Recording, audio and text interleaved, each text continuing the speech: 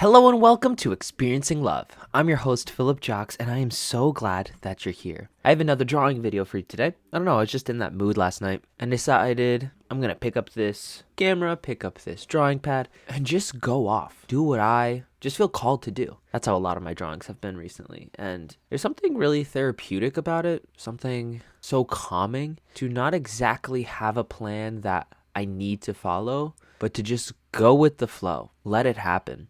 No, don't get me wrong, there's a general plan of get ink on paper, of course. But sometimes it can be really useful to be open to new ideas coming your way. So I hope you enjoy. Make sure to leave a like before heading out. And without further ado, let's begin. I decided to actually record this audio the day after. So if you're listening to this on the day of release, this morning, I did so because I finally had to prioritize some sleep last night. I had to get some sleep. I've been neglecting it way too long, and I knew I had the ability to record in the morning, even though the upload was going to be a little bit late. This got me thinking, I want to actually start uploading a little bit later in the mornings, or maybe even afternoons. I don't know what effect that'll have on my channel, but I do know what effect it'll have on the content themselves. These past few episodes have all been recorded late at night, and I could feel the energy drop. Like, I know I'm not at 100%. And you know, if you've been here before, that I'm all about making sure you're at your best, doing what you have to do to be at your best. I'm not saying you have to be at your best of the best every single time. When I say be at 100%, I mean do your best with the resources you have. Sometimes we are in situations where we're just not able to sleep that much. Maybe you have a late shift one day at work and then you wake up early for the next shift. But what's important is to get what sleep you can, because that's a resource that you have, and then doing your best with whatever you get. This life, it's not about being perfect. It's not about getting it right 100% of the time. What's most important is being able to do your best with whatever comes your way. Be resourceful. Find ways, different ways, creative ways to find solutions to your problems, your challenges, your trials. I like to believe that we're always being tested, but it's not a test that if you fail, you fail. It's the type of test where if you fail, it's more of a signal to you of something you have to work on, something you have to adjust or you have to learn. The test shows us, okay, are we able to move on? Are we able to learn the next lesson? Or is there something that we still have to repeat? As much as I'm into learning and growing, and I do it every single day in various ways, I often have to repeat lessons. I don't think it matters how much you focus on this learning and personal development and growing track. At some point, you will reach a level where you need to take a step back, you need to reevaluate, and you need to see, all right, am I still going in the right direction? You might not be.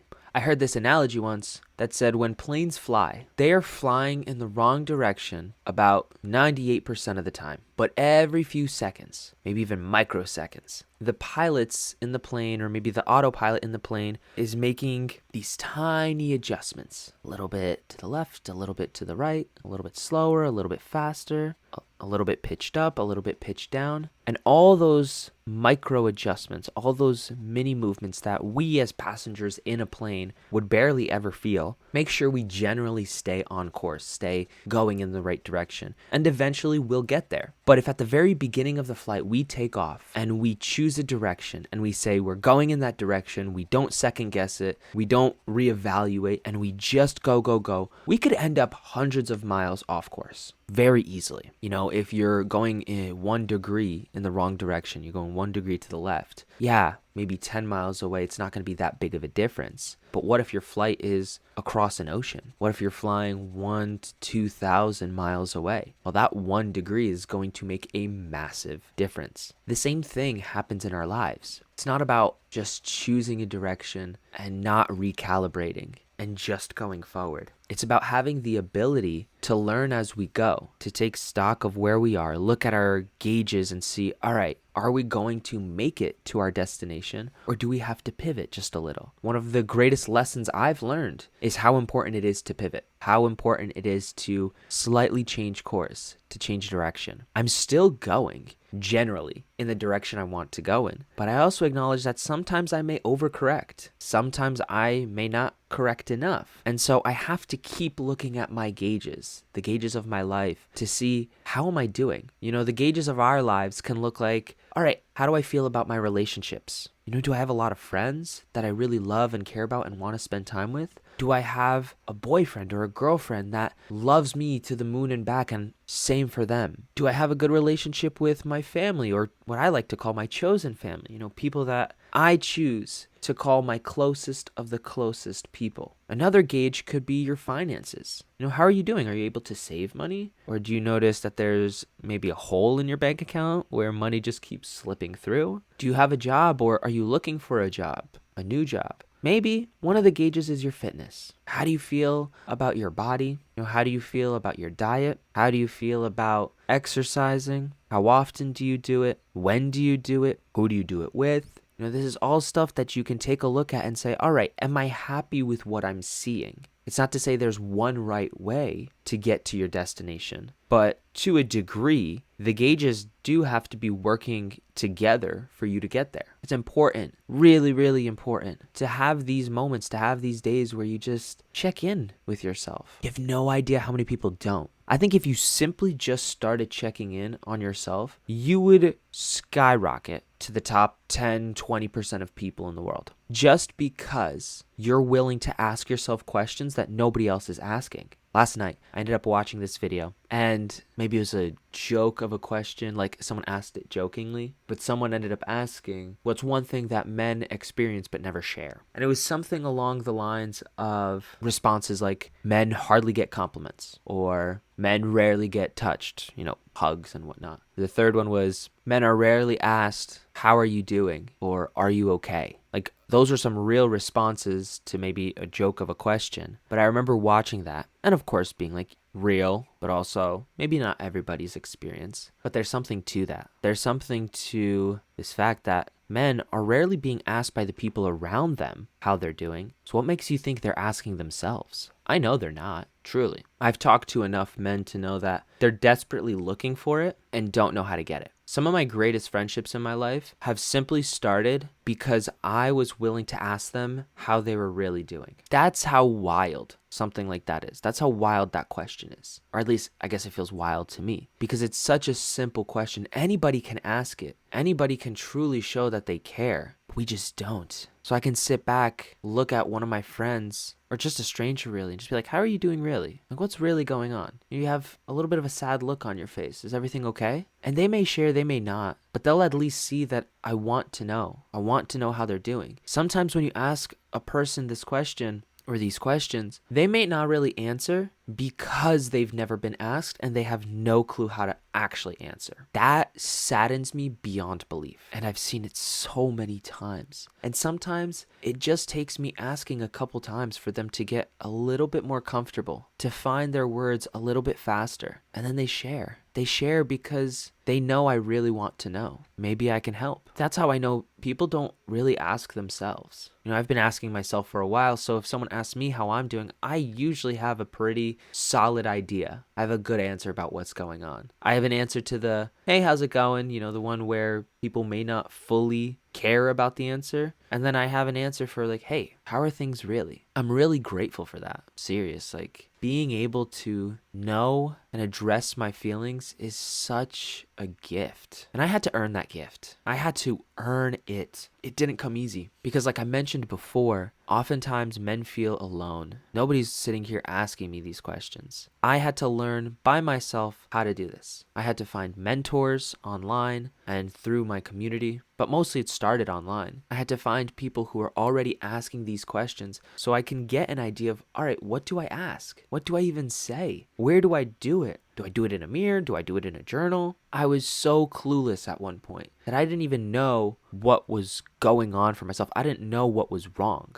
When I first started therapy years ago, I went in thinking, oh, I'm just a little bit stressed. Yeah, that's what it was. Had nothing to do with anything deeper. I just need some coping tactics, coping mechanisms. And after I figured that out, oh, I'm golden. I'm going to be just fine. And it took like the intake form for them to already know, all right, this dude's depressed and like heavy depressed. And then I found out a couple weeks later, yeah, oh crap. There was so much more hidden underneath this male bravado that I didn't even know was hurting me. And then months, if not years of therapy, of going every single week and journaling sometimes 2 to 3 times a day and reading books and listening to podcasts and videos, I finally learned what I had to do for myself. At the top of this video, and I'm saying doing 100%, or should I say doing your best with the resources you had. Back then, I was doing the best with the resources I had. And I was able to ask myself this question. If I want to do better, what do I need? Well, I need better resources. I need more resources. And you have no idea how many resources are actually free out there. Not everybody can afford therapy. I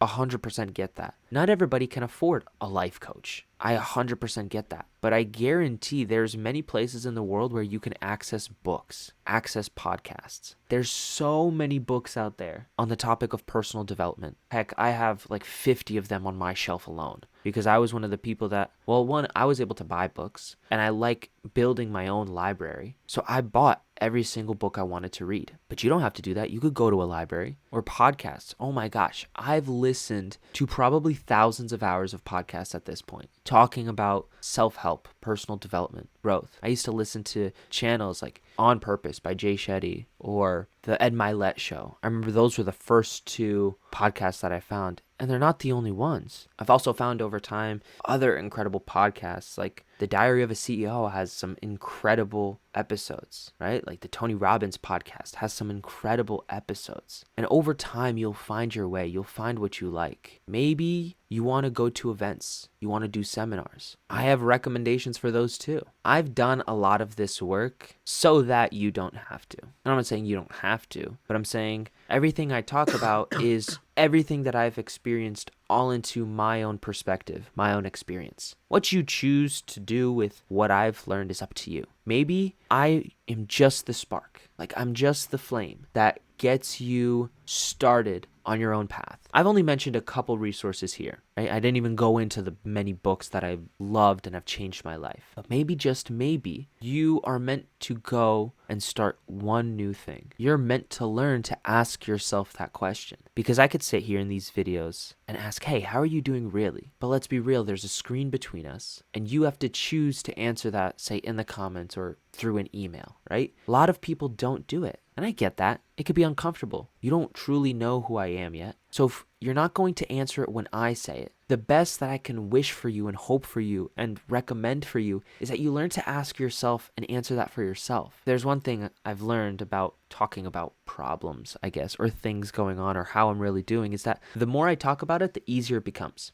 I've talked about some crazy topics with random people in my life simply because I've talked so much about them that I'm no longer afraid or ashamed or guilty about having those feelings or having those experiences. I just say it very matter-of-factly and say, yeah, that's a part of my life. I've done that before, or I am still doing that. It's embarrassing as heck. But just because it's embarrassing doesn't mean it's not worth sharing. Because the more I've shared about myself, about these embarrassing things, the more I found people are willing to share about themselves. They say, oh, you know what? This guy shared this crazy stuff. Maybe, just maybe, my stuff isn't that embarrassing or it isn't that crazy. Maybe he'll get it and I will share. One of my favorite things to hear, truly, is when having a deeper conversation and someone goes, oh my gosh, please don't tell anybody else this. You're like the only person that knows. And maybe there's a part of like this like little kid in me that's like, haha, I know a secret, like kind of thing. But it's more so a pride that someone trusts me. There's something so powerful to me about trust and vulnerability and authenticity, because that's how deep connections are formed, made, and kept. Just because you share a secret with me doesn't mean we have to stay friends forever. But when you do, you'll also know that I'll never share it. I'll never share it without your permission. That's not what I'm here to do. I'm not here to